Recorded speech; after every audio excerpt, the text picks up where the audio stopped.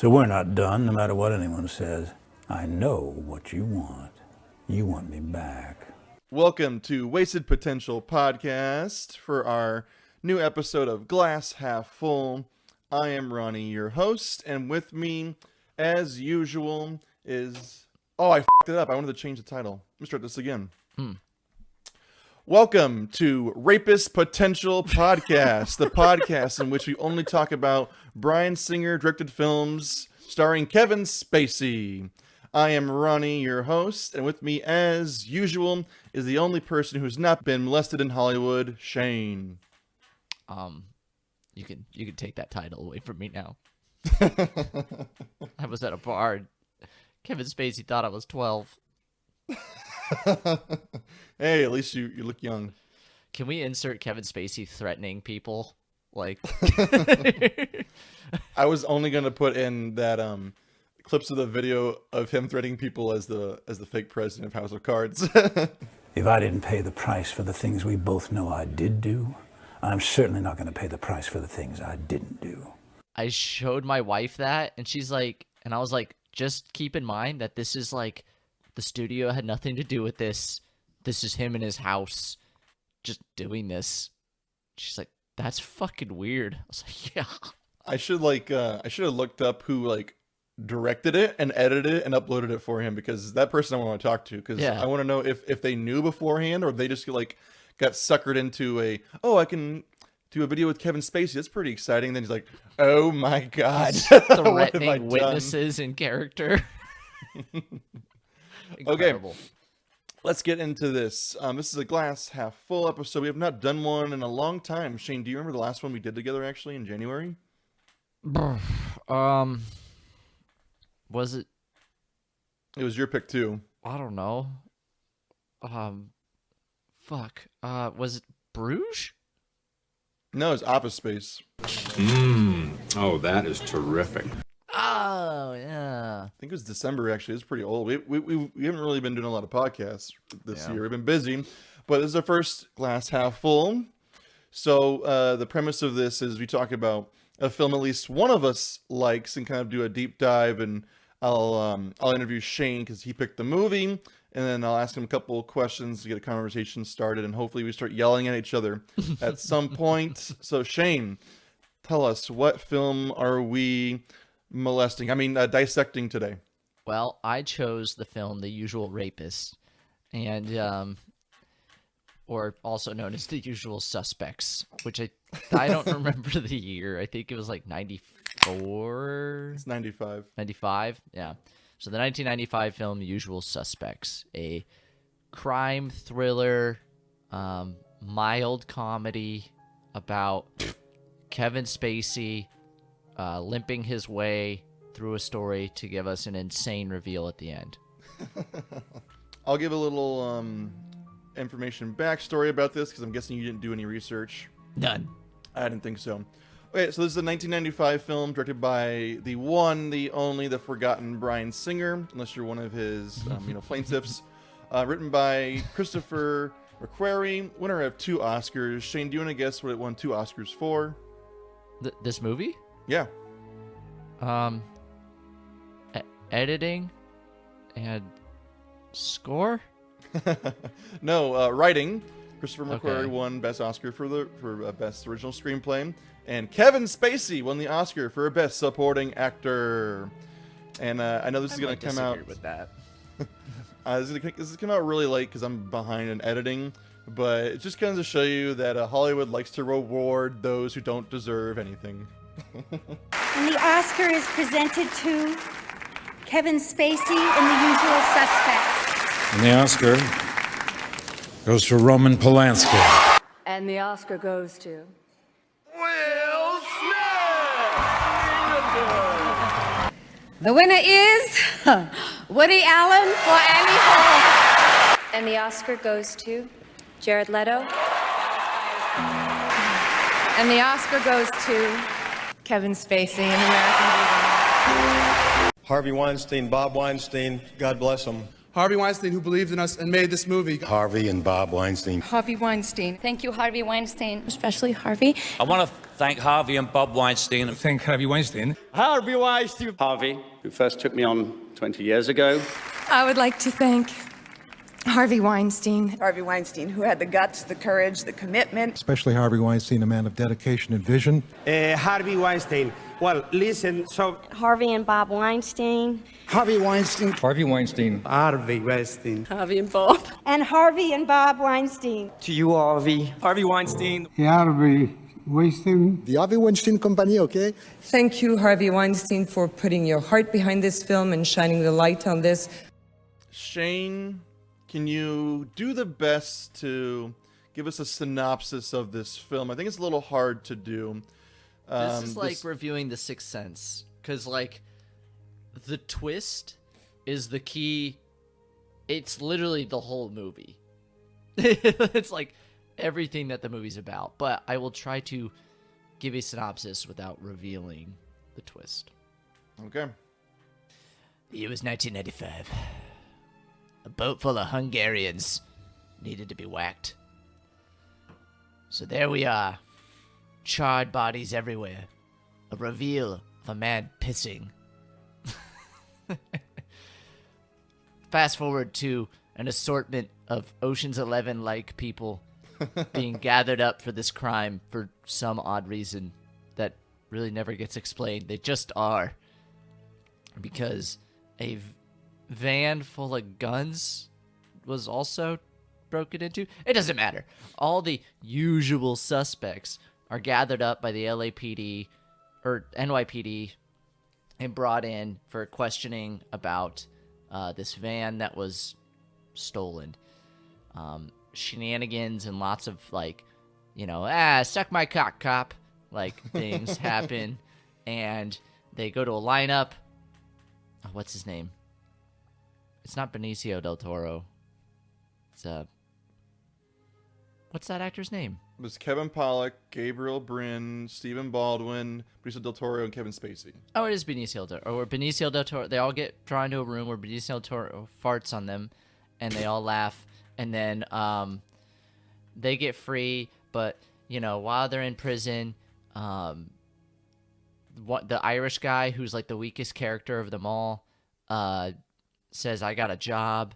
And then not Mike. I keep calling him Michael Keaton, but it's something else Keaton. Dean Keaton. Dean Keaton, who's like this con man, dirty cop guy. Keeps saying, no, I'm not going to join. But then he joins, and they have like this idea to do a job for this guy named Redfoot in LA. So they do the job. It goes poorly. Oh, this is after they hit the New York taxi service, which they just do a couple jobs for money, and then they do one job that goes wrong, and so they find out that they think they were set up. There's a lot of like criminalisms, like they fast talk, and they use like, what is it? Not pseudonyms, but like turn of phrases for everything. Yeah. So unless you're like actively like thinking about what the fuck that means, it's basically pikey. But so they do the job. They think they've been set up. So then they find out that they were hired by this lawyer named Kobayashi, who's given them the Kobayashi Maru. And I was going to see if you're going to do the Star Trek reference. Nice. And so they find out the only way to win is to not play at all. Wait. And then they try to kill Kobayashi, but Kobayashi reveals that he is just an errand boy for this like dark criminal like underworld figure named Kaiser Soze, or insert Hungarian Kaiser Soze.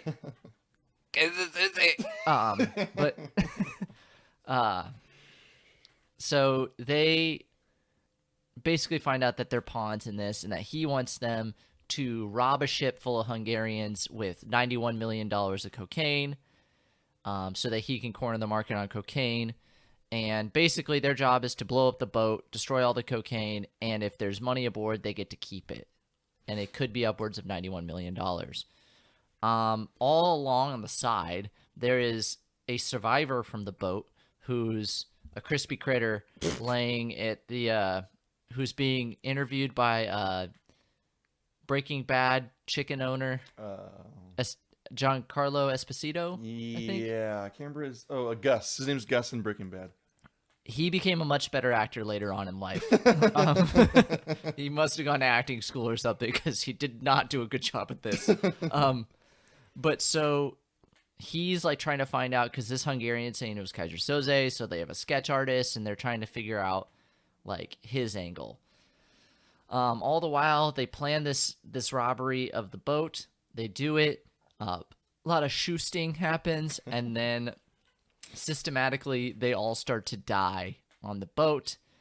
And then it kind of leads all the way back to the intro scene from the beginning, and this is all being revealed in an office where Verbal Kint, aka I kept wanting to say Verbal Cunt, is being interviewed by a Law and Order guy. Jazz Parliamentary. Yeah, he's interviewing him in this office because Verbal Kint has gotten away with everything.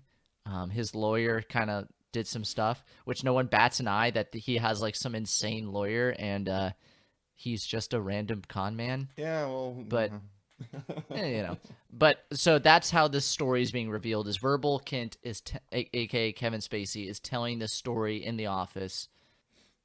Yeah, and then it ends with a big reveal, which we'll discuss later. If it sounds convoluted, it's actually not that convoluted. I mean, it is when you think about it. We'll get into it, but the whole thing of this is just like it's pretends to be smarter than it is. Oh yeah, that's one of my notes. And I don't. I'm just gonna say this now. I don't hate this movie. I think there's so many things around it is why I don't really care for this movie. But I think the hype of it is I just don't get it. But I have two alternative titles for this movie. My first one is Red Herring the movie. Or the better one I just thought of right now is Who Framed Kaiser Soze? Who Framed Kaiser Soze? I think that one's a better one there. I like that one. So I guess really quickly a little. So when it tries to be smarter, sorry, really quick on that note of being smarter, I hate it in crime movies. I mean, I kind of like it. Because I'm gonna say I loved it, but they try to sound smart by using like underworld language, and it's like. Yeah, so he walks in, using New York taxis' finest service, they come in, they get transported, 2 bags and a bagel, and that. And you're like, what the fuck does any of that mean? Because you watch, like, the, FBI files or something where they're hunting mafia, and he's like, they don't talk like this. They go, so I totally stabbed the guy 5 times. Like, they're not like, oh, so I gave him a couple 1-2s and moved on. Like, well, the writer Christopher McQuarrie, I think, worked as a detective or at least somewhere in a police office. So that's where they get all the the jargon and kind of like the criminalisms, as you kind of set up. That's where they kind of comes from. He's full of shit, man. Well, the Academy thinks it was worth it. Oh, wow. Wow. Will Smith just smacked the shit out of me. Keep my wife's name out your fucking mouth. Wow, dude. Yes. It was a G.I. Jane jump. Keep my wife's name out your fucking mouth. I'm going to, okay? That was a greatest night in the history of television. Okay. Okay. So my biggest thing with this movie is it's not the movie itself, it's kind of the mystique surrounding it. I took like a couple film classes in college because it just interested me, and that I wasn't a film major. But this is always the movie that like obnoxious film nerds would constantly talk about. They would say, did you know that Benicio del Toro farted in that scene and it was all improvised and changed it? Or did you know that throughout the entire film, there's little hints about who Kaiser Soze is? And like the very beginning, they always mention the pissing thing. They'll talk about like, oh, because this and this and this. And it's just like, it irritates me because it's like, that stuff is little Easter egg writing, doesn't make for a good movie in my opinion. So it doesn't interest me at all, but... And the Easter eggs are so convoluted that they're not even Easter eggs. They're like, it's almost like you're creating Easter eggs. It's like you go, oh, that must mean this and that must mean this. It's not like a literal, like, you know, like, oh shit, that was a giveaway. There is no giveaways. Like, I was looking for them this time, and there was no obvious giveaways that you go, oh my God, that was it. Like, in The Sixth Sense, there's a lot of those, but you don't notice them. And I think that's a better reveal movie than this is. Yeah, it's like you said, literally the author, he had an ending and wrote backwards, because because this also is one of those very famous commentary tracks that film nerds like to listen to, and it's a Singer and McQuarrie, and they reveal everything. Like they're like bad magicians. They just tell you everything, what's going on, and it's kind of like it's not really as interesting to me knowing that, but whatever. Let's get into some of the positives here. So, Shane, Bryan Singer did X-Men, right? Yeah, he did X-Men, a lot of shit. The first one. He did the first two, then he did a couple of the later ones as well. He's done a lot of things. He's kind of an unimpressive director, from what I remember. Yeah. So what he's known for, besides potentially raping young men, is what everyone says about him is he takes risks. Do you remember how the first X-Men movie opened? He attacked the White House, right? No. So the very first X-Men movie in 2000 opens on a concentration camp in Nazi Germany. Oh, yeah. And everyone said that's extremely tasteless. So, like, it goes back to that, like, he takes weird kind of narrative risks. Like, for this one, the entire hinge of the plot depends upon Verbal's testimony. And we'll get into this later about, like, well, I think that's a problem for me from a writing perspective, but he hinges everything on really interesting kind of, like, or at least risky starting points. So it is what it is. How is Magneto in a concentration camp a risky starting point? Isn't, like, the character actually a survivor of, like, a concentration camp in the comics? Oh, I think so. But no, but it's just like you're starting off your goofy comic book movie with genocide of the Jews. So it's kind of a weird tonal starting point. So, like, to me, it doesn't offend me, but it's just weird to start off because the next scene is Wolverine fighting in a bare knuckle brawl with some guys in a cage fight. So it's a tonal weirdness. I'll allow that. Whatever. The whole point is Bryan Singer is known for his movies, but I don't think his directing style is interesting, but he's got his stamp on a really popular, like, Hollywood movies.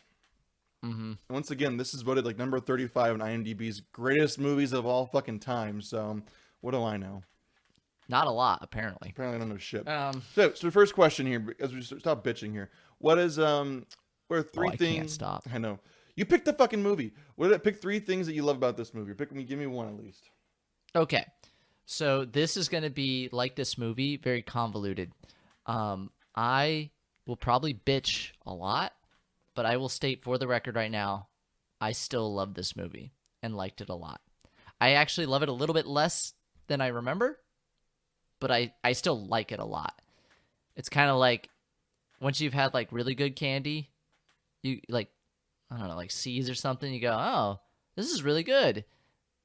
But you like Snickers a little less, but you still like Snickers. All right. With that said, the first thing I loved is something I bitched about earlier. I love the dialogue.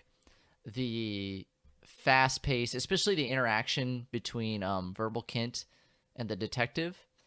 The detective's a little much for me, but I love that he's just, like, threatening Verbal that he'll have him raped in prison. Let me get right to the point. I'm smarter than you, and I'm going to find out what I want to know. And I'm going to get it from you whether you like it or not. I'm not a rat. But why me? Why not Fester or McManus or Hockney? Why me? I'm stupid. I'm a cripple. Why me? Because you're a cripple, Verbal. Because you're stupid. Because you're weaker than them. You know a dealer named Ruby Deemer Verbal? You know a religious guy named John Paul? You know Ruby's in Attica? He didn't have my lawyer. I know Ruby. He's big on respect. He's a good friend of mine. Likes me very much. Now, I know your testimony is sealed. Ruby's well connected. He's got a lot of friends inside, do a lot of favors for him. What do you think he would say if he found out you dropped his name to the DA? There's nothing in there about Ruby. I'll be sure to mention that to him.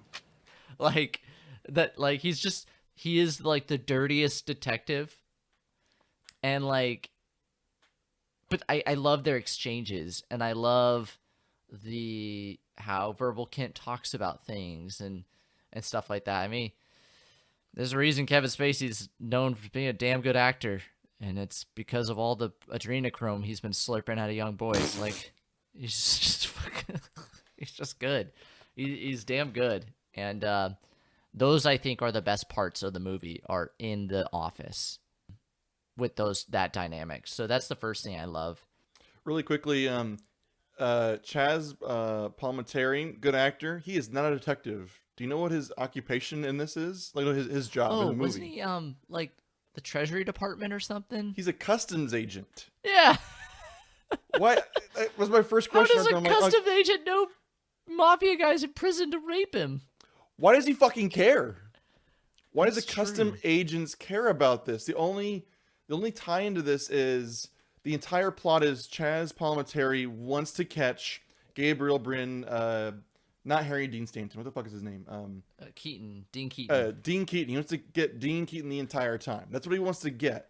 But Keaton is like a known murderer. How does that relate to customs? Customs is like international problems, right? Don't customs like focus on international smuggling criminals? and like Customs is like illegal transportation of firearms and shit, I would think, or like and the main plot is they arrest those 5 usual suspects because of a shipment off a truck. It didn't say like they weren't smuggling in the guns. Dude, that I'll get to that. That's definitely something I had a problem with, because I thought originally he was FBI or something. Yeah, that would make more sense. All this would make way more sense. But the only detective in there is Giancarlo Esposito, whatever. Esposito. Yeah, his name. He's the only detective. Everyone else is. There's the chief, who's the guy who plays the chief in every or plays the boss in every movie, whose name I can't remember. Then everyone else is just like a random like beat cop. He's like, the commissioner's gonna have my balls for this. That's all he says. Yeah, that's always like a staple of it. Oh, they're gonna have my nuts for this. So don't do you're this. killing By me the here, way- guy. I don't even know you. You're some random customs agent, but I have no power here, even though I'm the boss. Yeah. Oh, the press and the chief's gonna have my nuts for this. But yeah, I agree with you that that's the kind of, for me, the most interesting part is like that back and forth, because you have 2 good actors, Kevin Rapey and Chaz Palminteri are like good back and forth. They have a good like chemistry back and forth. I think the dialogue is like stupid between them, but once again, I think the 2 of them elevate it, because Kevin Spacey is a monster, but it doesn't make him any less of a good actor. But that's the whole point, right? He's a monster. He can pretend to be not a monster, so he's a good actor. Yeah. Before we go, I have. Do you watch House of Cards? Do you watch Scandal? What are your thoughts on those shows? You know, I watch House of Cards. I haven't seen Scandal yet, but Michelle has watched Scandal. I have to tell you, life in Washington is a little more boring than displayed on the screen. I hope so. Yeah. You know, the truth of the matter is, if you followed me, most of my day is sitting in a room listening to a bunch of folks in gray suits talking about a whole bunch of stuff that wouldn't make very good television. I wish things were that ruthlessly efficient. That's true. I was looking at Kevin Spacey, I was thinking, man, this guy's getting a lot of stuff done. I told you my deepest, darkest secrets. I showed you exactly what people are capable of. I shocked you with my honesty, but mostly I challenged you and made you think. And you trusted me, even though you knew you shouldn't. Number 2. I love the reveal. This movie, like The Sixth Sense, is kind of just something I'll point to a lot. You made 24 minutes, by the way. I'm not revealing it. I'm just saying that I'm just saying that that's my favorite part. The big reveal or twist. That's what this movie's known for. That is what the whole thing is built upon. And I do think it's actually done pretty well. Like, the first time you see it, you're just like, oh my God. And then the second time, you know it's coming, and you're just like, man, that's good. That's cool. That's my whole point of this. We couldn't make it 25 minutes without not addressing the only reason anyone likes this movie. Oh, the movie sucks without the reveal. But that's the whole point. I just don't get it. Like there's only one thing about this movie that people talk about. So I spent last night reading a bunch of reviews. I'm trying to figure this out. Like, I don't hate this movie, like I said.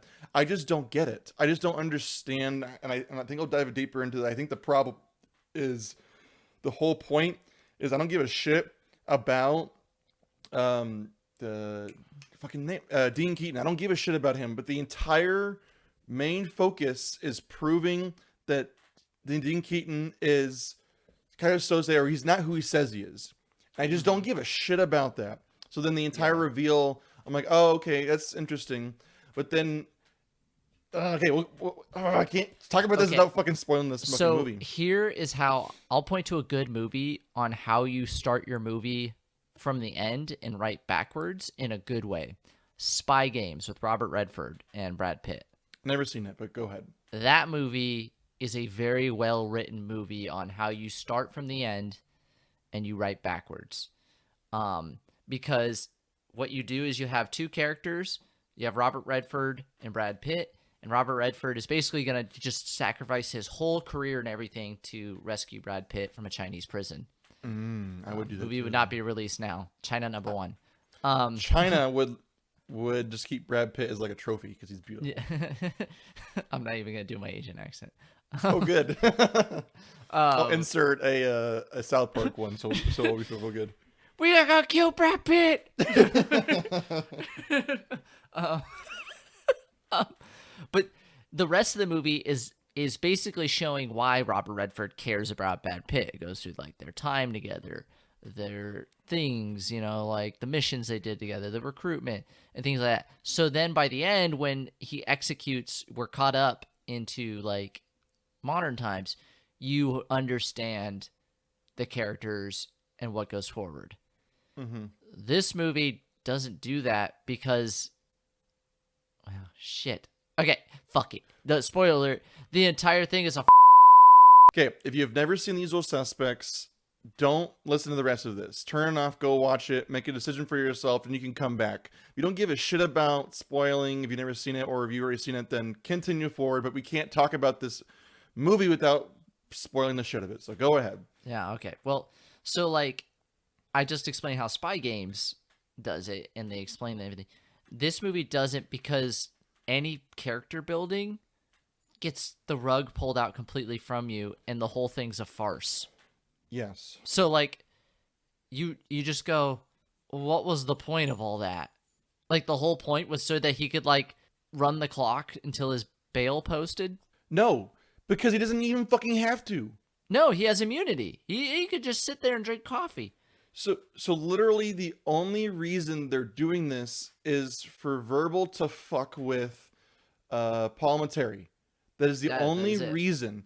But like, why would the greatest supposed criminal mastermind in the entire world risk it all out there besides just fuck with the cops? And I know that ties back into the film. I know at one point Verbal says that Dean Cain wanted to fuck over the... No, Dean Cain. Dean Cain wanted to fuck over the cops. So I get that he has that kind of fuck you attitude, but then everything we watched for 90 minutes is pointless. Yeah, and that's... I mean, I'm okay with it in a way, but there needs to be more. And that'll get into my, like, things I would change. But my third love...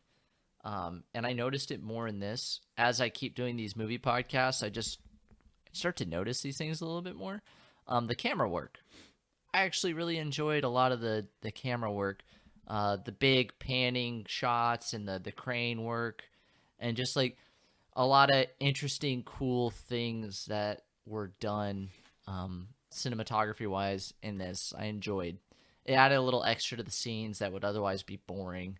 The one I noticed for sure is like Dean Keaton's walking up to the boat to assault the Hungarians, and like the camera kind of does this pan up to him instead of just like focusing on him walking down.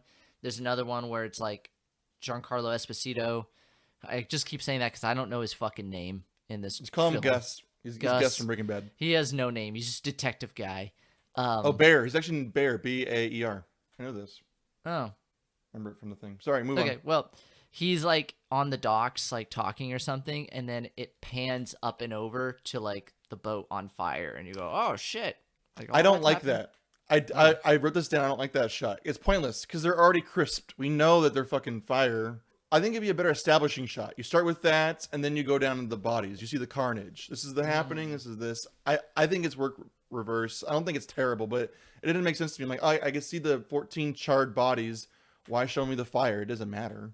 Also, this movie's rated R for nudity, and I didn't see the nudity. Was it the guy's butt when he's raping someone? I think you kind of see the dick when he's pissing in the beginning, and then I think you might see some titties when she's being raped. Maybe not. Excellent. Oh my god. Leave it to Bryan Singer to have rape. Well, actually, you know what? Now I like this movie. I forgot about it. Yeah, there you go. Right? We're joking, goddammit. I'm sure there's some Kevin Spacey being like, "I'm not joking." Just please don't check out my Netflix watch. Yeah, don't look at his recently watched. It was bullshit. The whole rap was a setup. Okay, back to the cinematography. I was trying to watch the cinematography because I wanted to see, because I tried so hard to like this movie. I really did, because you and I are texting and you called me a little bitch for not liking this movie and complaining about it. So I try to find things. I swear to God, I try to find things I liked about this. So I'm watching cinematography. I like the blocking. I liked, he frames, there's a lot of good scenes because you have 5 characters that revolves around for the most part. So he blocks them kind of in a way that you would see all of them in the frame sometimes. So I kind of like that, but the rest of these cinematography feels like boring to me, and just kind of, he's really focuses on the performances of the characters and the dialogue. So I don't really think there's a lot going on. The only really shot of like thing that stood out to me is a couple of the framing things. There's one where Chaz Palminteri's face is like the main frame, in the background is like the chief, and it's very intentionally kind of phrased. So you see Chaz Palminteri's like serious face, and the detective in the background just not giving a shit. So it's kind of a good juxtaposition, because I feel like the guy in the background, I don't give a shit, while you're the guy in the front like, I'm interested in the story going on. So I felt that was personal for me, but I don't really care about that. And then the other good shot is the shot of the Twin Towers. You know, never forget. It's really important to me. Yeah. Where they got raped. Jesus, is 9/11? Yeah, 9/11 jokes are in now, right? Just like this movie. I just picture Alex Jones. Alex Jones, it's Kaiser Soze. It was bullshit. The whole rap was a setup. Because I don't care about rules, I'm gonna add a 4th thing, and it's like, we can discuss about this.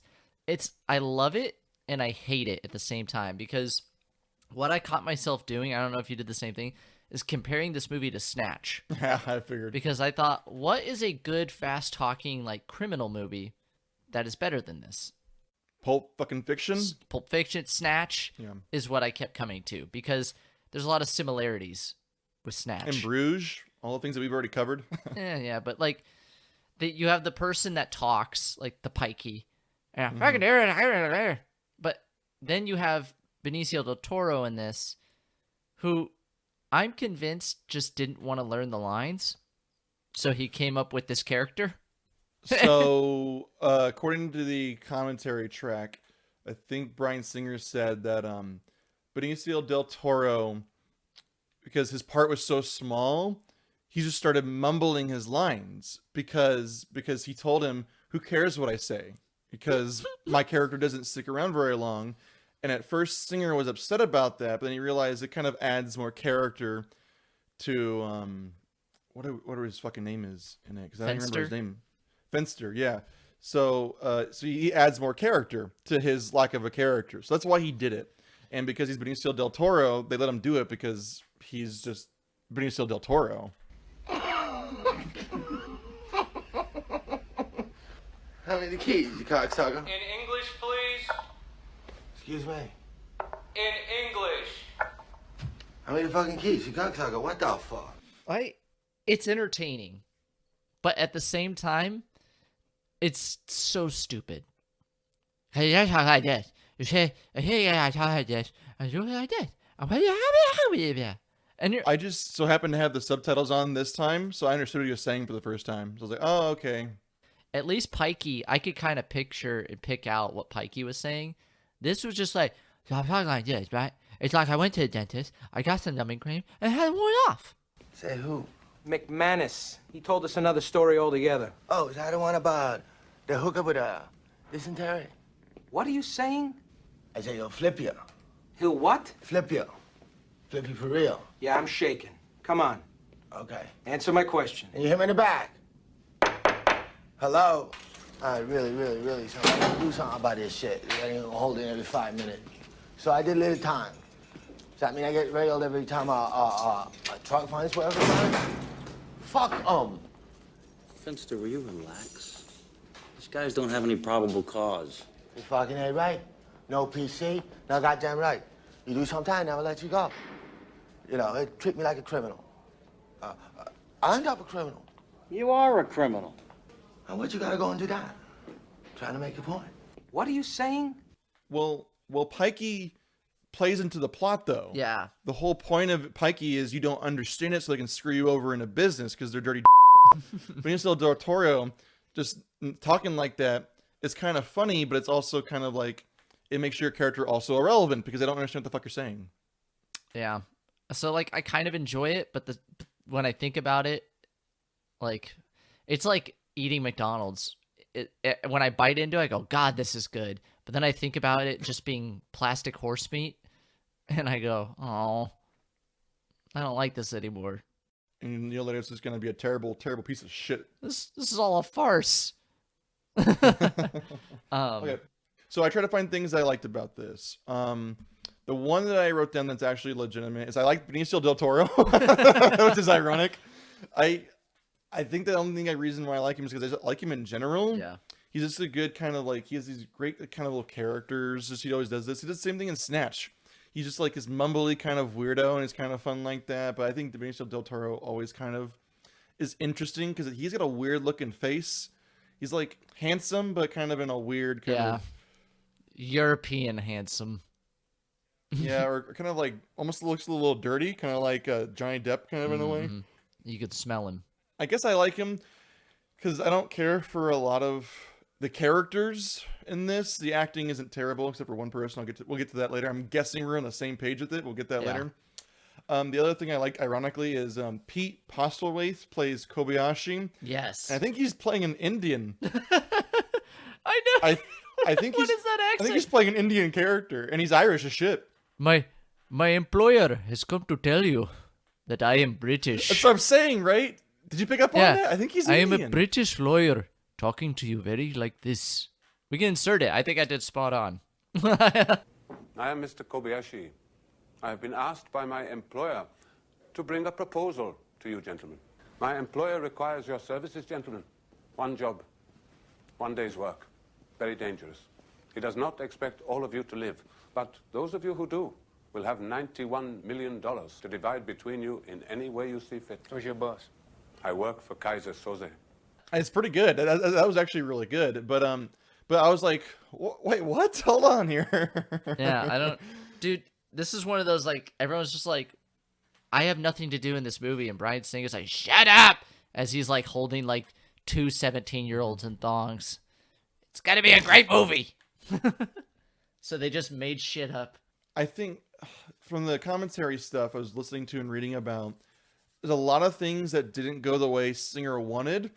So I think the editing kind of might have saved us. I don't think it's like a Star Wars thing where 100% saved editing, but like a lot of Bryan Singer, I think, is kind of like a eye control things. But I think he learned in this movie to kind of let actors play with them more, because that whole lineup scene was shot for like, okay, so this is, if you're a film nerd, you already know this shit, so I don't know why I'm telling you this, but I'm guessing you don't know this, is the lineup scene when all 5 of them are lined up there, the actors kept fucking up their lines, and they're all laughing hysterically because they're like slap happy, tired, and doing it, and Singer's like yelling at them behind the camera saying, fuck, stop doing this shit.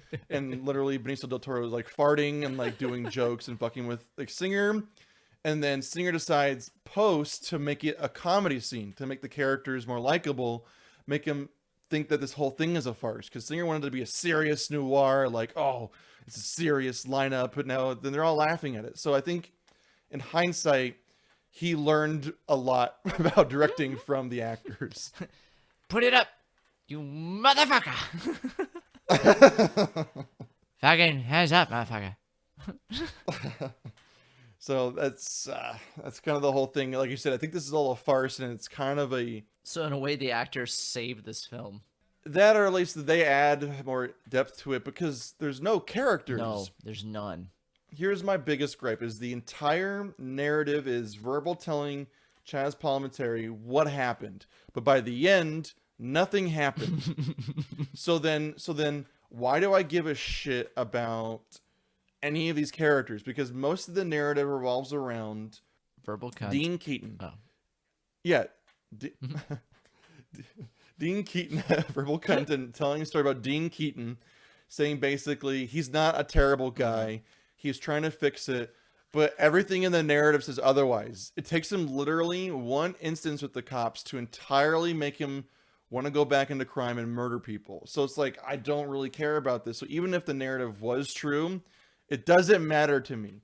So then what am I holding on to? Just this twist of an ending that no one really saw coming, but then it's a twist on a twist, because the first twist is it was Harry Dean Stanton, but then it's not. It's the guy you least expect. Mm-hmm. The unusual of the usual suspects. Cool. Yeah, the one that's not part of the usual suspects, but he is there, which, looking back on the second view, I go, oh, it's obvious it's verbal, because why the fuck would he be here otherwise? Like, why would this group... Exactly. Because they mull over it, just quickly brush it aside, like, oh, Dean vouched for him, he knows him. How the fuck does Dean know him? If he's like some small-time con man, and why would Dean be like, yeah, let's take the cripple on this fucking gun job? And it's even weirder because verbal cunt, his only thing is it was fraud, right? Yeah. It wasn't and supposedly he like, has like a good plan on how to do something without killing people, but like, and and then in the very end it's even more annoying, because then he just drops that ruse and say it was all Dean, it was all Keaton the entire time. So then he has no criminal credibility. Well, and like, he has no part in this team. Like, McManus is the gun guy, Fenster is the talk guy, and then Dean is criminal mastermind, and then the other guy's explosives, but he never handles explosives except once. Yeah. So like, but verbal, I think they wanted to originally paint him as like, he's a really good planner, which, okay, like, if he demonstrates that he can come up with great plans, why you need Dean Keaton then? But okay, but they don't even do that. He's completely worthless, which then you as the audience go like, why is he here? And so then by the end you go, oh. Fuck who did it. What I want to know is who's the gimp. He's okay. Says you. How do I know that? What about a pretzel, man? What's your story? His name is Verbal. Verbal Kent. Verbal? Yeah. Roger, really. People say I talk too much. Yeah, I was just going to tell you to shut up. Well, bring out the gimp. I think the gimp's sleeping. Well, I guess you just have to go wake him up now, won't you? Maybe they were banking on sympathy. Maybe the idea was Verbal's the least guilty, but then they're for the audience, he murders. But that's the whole point. But then the audience watches him murder someone. But here's where the movie breaks. This scene's perfect. The second heist job. They tell him there's a guy from Texas coming in with diamonds or some kind of swag, right? And then Redfoot, which is racist, Redfoot tells him, "You guys get the cash, just give me the loot." So then they orchestrate this bullshit plan, but it's all fake anyways. Doesn't really matter. So they orchestrate this plan to rob him, and then for the audience to make us believe that Keaton is not evil, he holds back on murdering this guy, but then we see Verbal shoot him in the head. Right. Are you telling me that Verbal told the customs agent that he just murdered someone? No matter if he has immunity, he doesn't have immunity for any crime. It's not like he has immunity for everything. He's immunity just for what happened on the boat, Right. not for what happened in All the the past. crimes he committed leading up to the boat. Exactly. So Verbal either told the customs agent that he murdered someone in cold blood, or that is just there for the audience to make us think that Dean is not really that bad guy, that Verbal is actually someone not to fuck with. And now the movie's broken because it doesn't make any sense. It doesn't make any sense in the logic of the movie or in the logic of the storytelling why Verbal would be a murderer or why he would tell the detective why he's a murderer. Customs guy. But it's broken. It's all true. broken and it doesn't make any sense. So it's like, it's okay. So this movie, I was trying to think of an analogy for this. It's like if a magician was doing a magic trick, and the magic trick was he chained himself up, put himself in a big old vat of water. He's underwater. Put the curtain there. It says he has 60 seconds to get out before the glass is smashed by an anvil. Something ridiculous. Then a minute goes by. It crashes. The curtain comes back, and then Leonardo DiCaprio is standing there. Oh my God! It's Leonardo DiCaprio. Exactly. The twist has nothing to do with the rest of the magic trick, and it doesn't make sense to me. Of like, those things don't correlate to my brain. That's true. I like that. You're distracted by the. That's why I don't hate this movie. I don't think it's terrible, but I think it's trying to be so smart that it ruins any credibility of an interesting film. So that's why I'm like, I don't get the hype behind this movie, because if you think about it for just a little bit, it's not as intelligent as it thinks it is. Because you're stupid. Because you're weaker than them. Bryan Singer's sitting there angry because all his only legacy he has is The Usual Suspects, and now we're tarnishing that one thing he might have a credibility. I know. Kevin Spacey touched my cock in a bar. Yeah, I guess that can lead into what I would change about this. And this one's tough because it's like, I guess I would just change the whole movie except the end. First, I was going to say I would get rid of McManus or recast him or just change his character completely. That was 100% my number one thing I'd change is Stephen goddamn Baldwin. He's so boring. He's so dumb. And he makes no fucking sense. He acts like a jackass all the time, but he's supposed to be like the gun guy, I guess. But I don't buy him for a second as the gun guy because there's really no setup for him to be the gun guy other than us telling him he's the gun guy. Give me the fucking keys, you fucking cocksucker motherfucker! Knock it off. Get back. No problem. I don't like it, Dean. I don't like it. Wait a minute. One more thing, tough guy. Any more surprises, and I'm gonna kill you. You're such a tough guy, McManus. But do me a favor, right? Get the fuck off my dick. It's okay. So here's another problem with the movie. The movie tells us things, but it doesn't show us things. The movie tells us all about their backstory. So they tell us Which you McManus... think Bryan Singer would be the king of show, don't tell.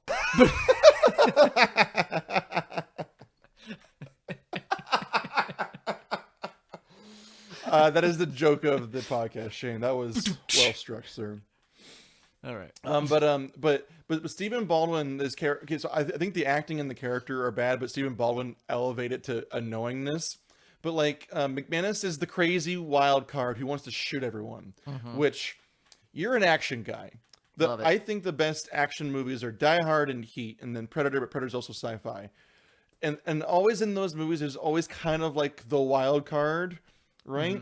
But I think Stephen Baldwin is so bonkers that he would never be hired on a job at all. He has the crazy eyes, and his answer is shoot everybody. Why would you, if you're like a crackpot team of thieves. Why would you want to have that guy, except for if things get bad, he'll shoot someone, but more likely than not, he's going to shoot someone regardless. So why would you want to have him on the team? I know, I'm trying to think, and I think like in the Italian Job, they have like Jason Statham's like the muscle. Like every team always has like the muscle guy, right? The guy that if things need to get physical or dirty, like that's the guy. But like they normally you're supposed to treat that character as like they're quiet, or they basically are the chain dog. Like you only let them off when you need them, and they understand that role. He's like a fucking rampaging horny elephant. Like he's just smashing everything and fucking up everything. Dig, you fuck! Keaton, what are we gonna do? This fucking guy is gonna kill us. I don't know about you, Peg Leg, but I can run. I got no problem with that. You run, and we're gonna be digging a hole for you. You got that? This ain't my boy we're burying. I don't know anybody. So fuck you. He was my partner for 5 years. We did more jobs, and I saw more money than you can ever count. So fuck you! Because now it's payback! It's not payback! To go off of that, good point. The person who's the wild card in the heist movies is always the guy added last minute because they couldn't find someone else. Who orchestrates the entire first job, Shane? Kaiser Soze. No, it's Stephen goddamn Baldwin. He's the one who says, I heard about a job. Right. He says, I heard about this job. And this job is, I'm guessing it's all a lie because Kaiser Soze. But in the narrative that we see, McManus says, I heard about this job. And then Dean says, fuck off, weirdo. Your brother shot someone. You're crazy. I don't trust you. But the whole thing is he's the one who orchestrates the job, but then he's also the one who wants to shoot everyone. Like, you can't be a good criminal forever if your response is murder everyone. His character sucks, so I would have changed that. But then I started to go like, okay, well, what character do I like? So then I just wrote like, I need to change them all. Like, but the biggest one is not McManus. He's not like the linchpin that needs to be changed. And the reason why I have a problem with this, it's Keaton. Keaton is like so pivotal, right, to this twist. Yep. And like he's such a key character, but I don't know jack shit about Keaton. And I never see Keaton do anything. No. Like so we're supposed to think that like Keaton's like this big like Thomas Crown affair. I was like, is he like an international con man? Because in the beginning he's like talking to those French people about restaurants or something. I was like, oh, so he's like a big con man. No. And I was like, is he an art thief? Like, and then they're like, oh, he was a dirty cop. Oh, okay. Oh, he framed his own death or something. And he's also a serial murderer. Yeah, and I'm like, what the fuck is he? Like, what? And anyone is they're just telling us. I don't get to see Keaton do anything. And then like they go, oh, Keaton knows verbal. They're close, but they never show me that they're close, and they never have like a conversation that demonstrates that they're friends or that he would vouch for him.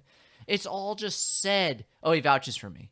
Like, and it's also even worse because by the end, Chaz Palminteri has verbal cunt crying, saying that Keaton used you. So the movie literally just re-edits itself and shows all these scenes that we didn't see of Dean like being mean and abusive to Verbal. So it even double backs on that reality. It's so weak. The characters are so weakly written. In Verbal, the only reason I would say he even has a character is because he's the narrator. But even his character's like weak. I don't get it. And yeah, it's like, oh, because it's all a farce. It's all a lie. Okay, well, I need something to hold on to, though, in order for this whole thing to, like... Because I just get to the end and I go, like, so did those things happen? Or did they just hit the boat? That's the whole problem, is I think they say in this film, maybe I'm rethinking a different movie, but it's like grasping at smoke. There's nothing to hold on to. So all you have is a really, to people, an interesting surprise twist of an ending.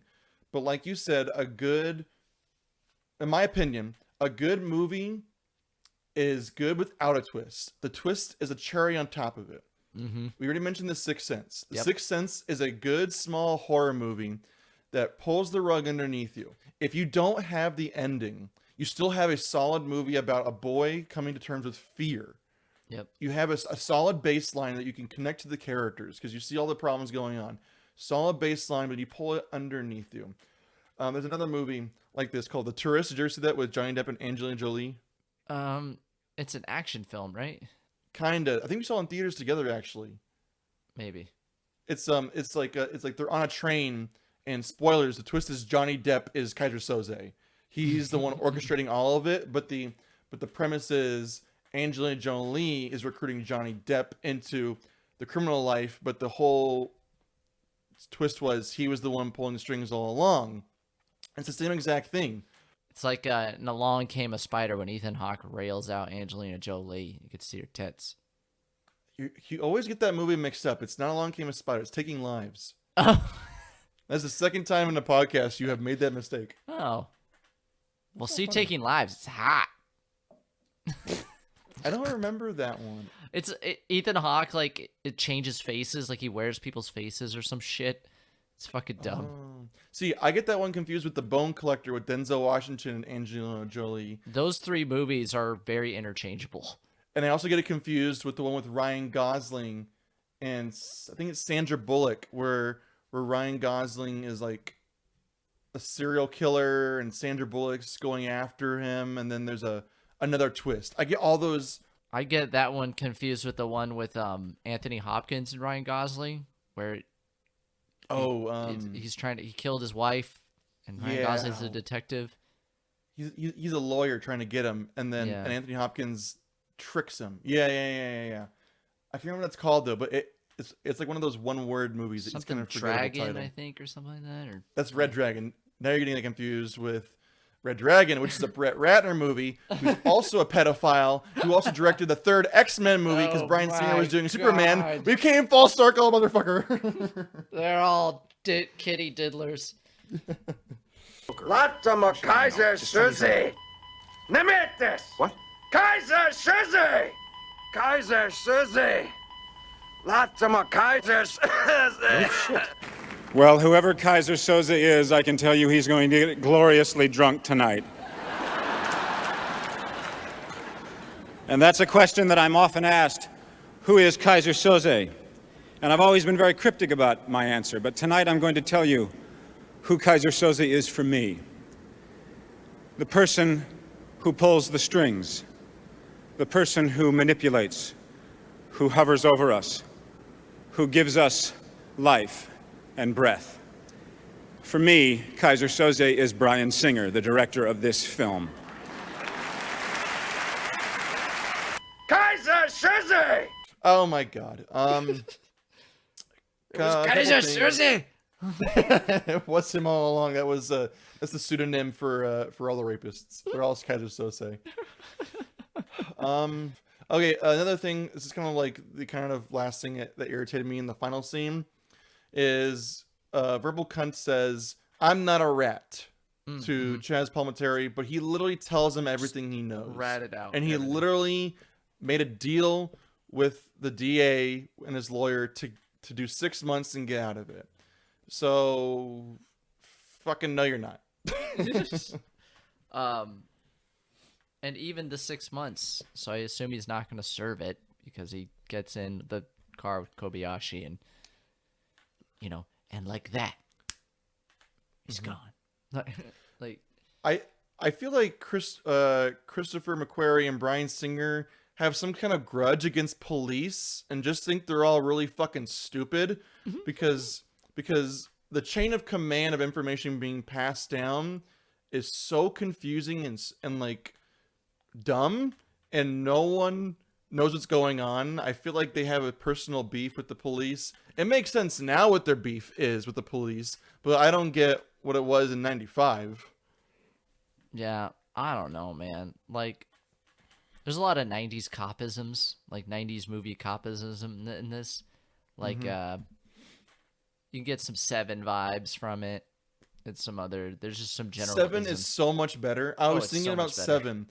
I was thinking the entire time. Here's how you fix this fucking movie. Besides get the pedophiles out of there.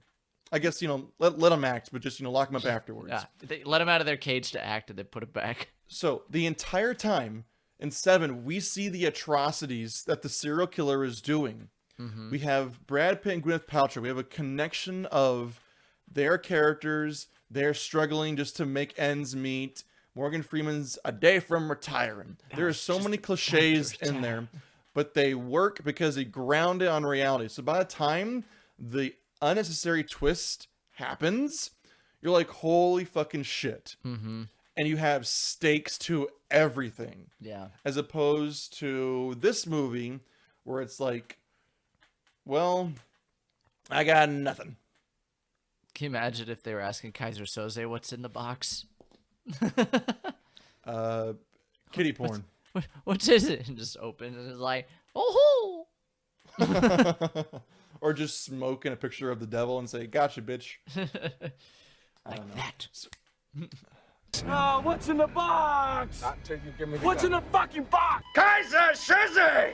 So, infamously, there's only one critic that hates this movie. That everyone's would like... dare challenge Kevin Spacey and Brian That would dare Singer. challenge Brian Singer and Kevin Spacey, who at the time said this... You saw it twice and said this movie sucks. I looked up the review. Do you want to guess the only critic you can probably guess of who hates this movie?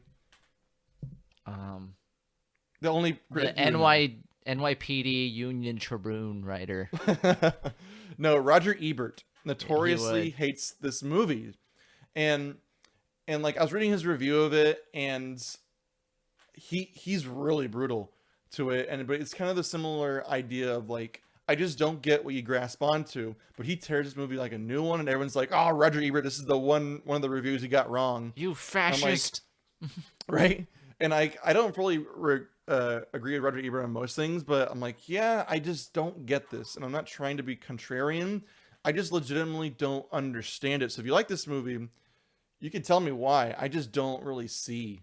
I took away this time that I enjoy the movie. I think it's a fun movie, but I don't think it's like a good movie. I don't go like, wow, this is like The Godfather. Like this is like one of those like, oh, The Usual Suspects. Okay.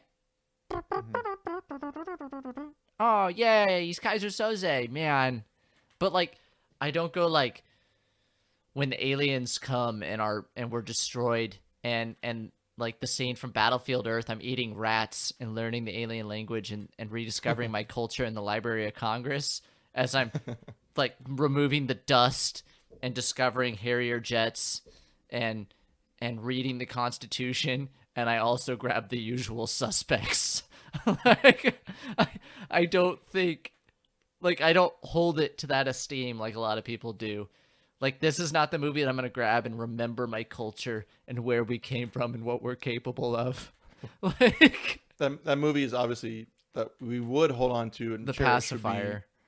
I was gonna say Pootie Tang, but yeah, Pootie Tippy ta, tippy tay. Okay,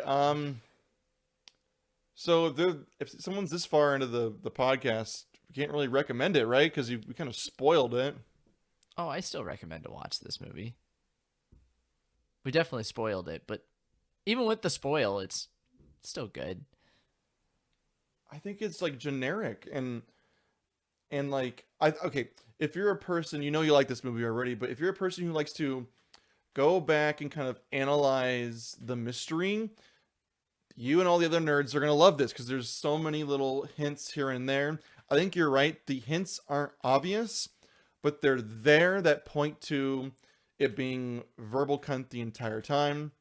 But it's just like real life with Kevin Spacey.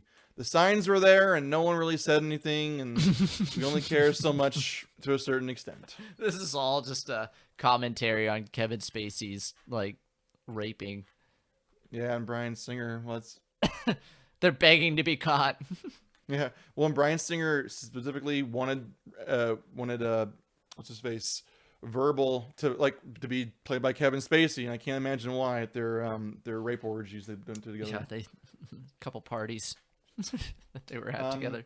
What I do recommend is the behind the scenes stuff is more interesting about it's kind of like how if you want to listen to two men up their own asses about their film, you can listen to the commentary track. Also, Kevin Pollak turns on Bryan Singer and Kevin Spacey after the allegations comes out. He goes, "Oh yeah, everyone knew about that shit."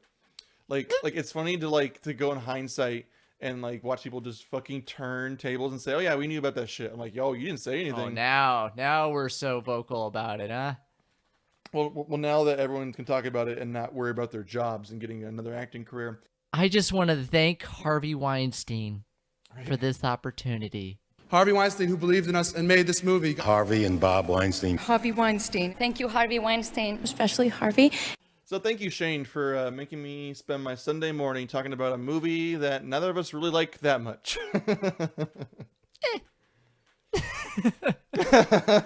You know, on the subject of gay rapists, I just started watching a very English Scandal. And Hugh Grant, there's a scene where he walks in, and just, you can picture how Hugh Grant acts, right? Like very Hugh Grant-y, like, oh, just stuttering, but I'm charming at the same time. Yeah. And he walks in, he goes, well, hello, Bunny, how you doing? And Bunny is a man played by Ben Whishaw from 007. Bond, Yeah. He's the lover, and he Hugh Grant puts petroleum jelly on the counter, and he goes, okay, on all fours. Dang. That's like banging. That's the sequel to Mary Poppins called Banging Mr. Banks, because he plays the son in the and then Mary Poppins like sequel. Yeah, it's just like it's the title is right. It's a very English Scandal. It's like, went up on all fours, chip chip. As you were, and a one and a two and a I'm gonna insert that scene right there, and that's where we're gonna end it. I did not have sexual relations with those children. God, this is a deep one. I like how you will say, "Man, we're bad," as you just said that. It's like you're realizing the moral repercussions of the things you just said, as if it's like, "Man, back then was a terrible thing I said," but now you just fucking said it. I believe in free speech. All right. That's literally what Stephen Baldwin says. I'm using the freedom of assembly right now. I'm like, God, fuck you. Read fuck the movie. fucking rule. Learn the rules. Learn the rules. Well, okay. See y'all next time where we watch Predator. Oh, that's how you end it. Predators, yeah. Yeah. I mean, we just watched a movie about predators. Now we'll watch The Predator. We watch Predators. I've never seen that one. I've never seen the one with Adrian Brody and Forrest Whitaker. Is no one like on Earth, or is that one? That one's like on some like random planet that the predators drop him on and then hunt him. It's really dumb to see Adrian Brody as an action hero. It's just not what he's built for. You prefer him to be a dying Jew? Yes. The greatest trick the devil ever pulled was convincing the world he didn't exist. Tonight, controversial actor Kevin Spacey facing 4 counts of sexual assault against 3 men in the United Kingdom after years of alleged sexual misconduct claims. And we're very excited to be here for season 3. The Crown Prosecution Service, or CPS, charging Spacey after reviewing evidence gathered in an investigation by the Metropolitan Police. And like that, he's gone.